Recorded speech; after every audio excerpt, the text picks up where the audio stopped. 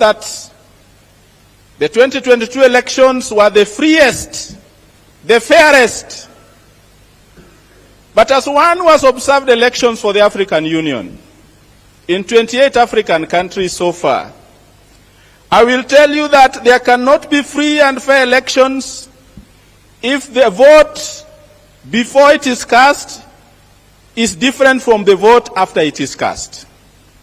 The figures that we have been treated to here indicate that the votes before they were cast multiplied for some candidates after they were cast.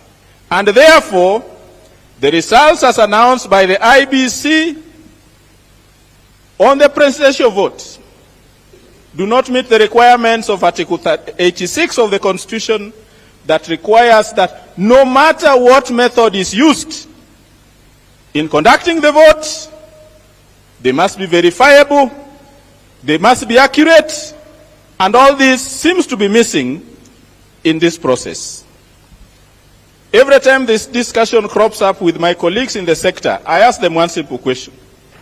Kwamba juzi tuliona watu wakienda kwa shamba la mwingine wakaiba kondoo. Ikiwa huyo mtu ambaye alibiwa kondoo anashuku watu fulani na aseme juzi nimepoteza kondoo kadhaa, mamia ya kondoo, na nashuku kwamba kuna moja iko kwa hii nyumba, the solution is simple.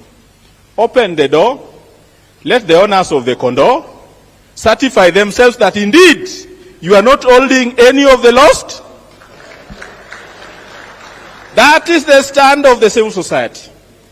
That there can be no reconciliation without justice. And there can be no justice without truth. That truth can only be ascertained not by my friend Wasonga going to subject this data, but by the holders of the information, making that information available, because we'll end up confusing the masses. Because your lecturers will come up with their own figures, other people will also come with their own. Let those who are holding the information make it available pursuant to Article 35 of the Constitution. That is the stand of the civil society.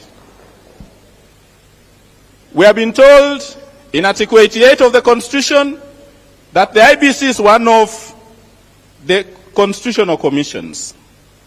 As one who participated in writing this Constitution, I've looked at the provisions relating to the functions of the IBC. And I think, and I want to suggest, that the Independent Electoral and Boundaries Commission is too important a commission to be established just like all the other constitutional commissions. As an election observer, I know for a fact that there are three types of commissions. Ours falls under the constitutional commissions. Then there is the mixed model and the government model. It is my submission that what is in contention in this matter is not the panel. It is the formula being used to establish the commission.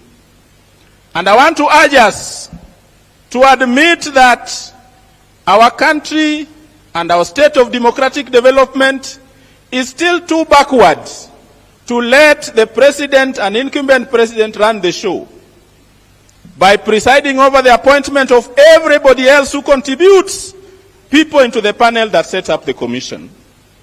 I want to remind us that in 2002, the only reason we had free and fair and credible elections that met the frameworks as set out in Article 86 is when we had different actors, critical stakeholders, saying this will be our representative in the commission. So what we are calling for as a civil society is a review of the method of setting up the IBC. And we are saying that whatever is in this constitution is not cast on stone. That it is not about the panel, it is about relooking at Article 88 of the Constitution and saying this formula is wrong. And Dr. Wasonga will agree with me that as our mathematics teachers used to say, when you get the formula wrong, the answer can never be right. We will never get it right until we get the formula of establishing, not reconstituting, establishing the commission. Because the commission is the one that registers citizens as voters. It's the one that delimits boundaries of constituencies and wards. It's the one that updates the voters' roll. It's the one that oversees the resolution of disputes of nominations. It's the same one that presides over referenda and elections. We are saying this commission must be treated differently. And we have examples in that same constitution. The manner in which, for example, the Revenue Allocation Commission is established, where there is consultation, where people, stakeholders have representatives, is perhaps some of the formula we need to borrow and bring into the establishment of the IEBC. Lastly, as a representative of the sector, I would be failing in my responsibility if I don't raise this. Way back in 2013, a new law was passed, the Public Benefit Organizations Act, that was supposed to repeal the NGO Coordination Act and establish an enabling environment for the civil society to thrive and make their contribution in a socio-economic development. That law that was passed by Parliament in 2012, assented to by former President Mwai Kibaki on 13 February 2013, is yet to become operational because successive regimes have refused to operationalize it. We are seeing on the other side people who called us names, said we are evil society. I'm not surprised that day in, day out, they celebrate the contributions made by Kenyans in the diaspora, but never mention the significant contribution that this sector makes to the economy, creating jobs and ensuring that those who are underprivileged, those who are underserved, get some of the services that government cannot provide. Lastly, I agree with those who are saying that hata kama kuna majadiliano inaendelea kwa kikao fulani, moto pia lazima iwe inawaka nje. That's how it works. That's how it works. Without pressure. And some of the things they don't admit, you know, when people are complaining about salary, what they are not admitting is that 2 weeks of mass action cost them the money they would have used to pay. They will not tell you that. But these are the realities.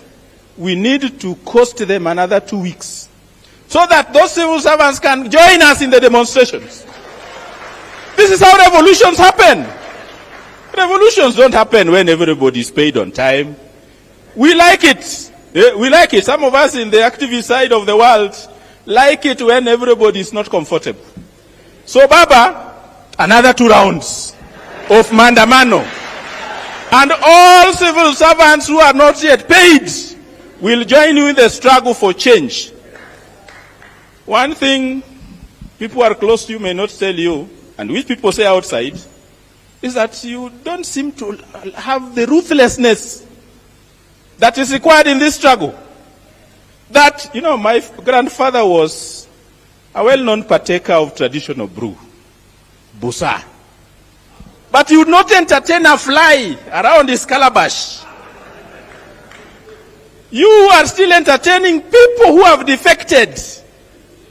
People who have crossed over. People who have betrayed the struggle. By now, there should have been a by-election ongoing in Kisumu for the Senate. By now, we should be having a by-election in Langata. People are saying you don't have the ruthlessness. This struggle requires some level of ruthlessness. And it is not that there is no shortage of people who can lead in those constituencies. Bondo constituencies are sure bets. What are we waiting with that? Baba, you need some level of ruthlessness in this struggle. Because if people are aiming to kill you, why not kill them first? That is what the struggle is about. I'm glad to see my colleagues, Kenya University Students Organization. I want to tell you, I'm the founder chairman of the Kenya University Students Organization. And when we were founding it in 1995, some of us were expelled. Then we became clever. We say, if you are thrown out through the door, find a way of coming back through the window. So when we went to the Register of Societies, say, you in particular, we know you are notorious, you have been expelled, you are not a student. We went and registered in a driving school and came back and say, now you see, we are students in a driving school. Those are some of the creativity that we need. Asanteni sana.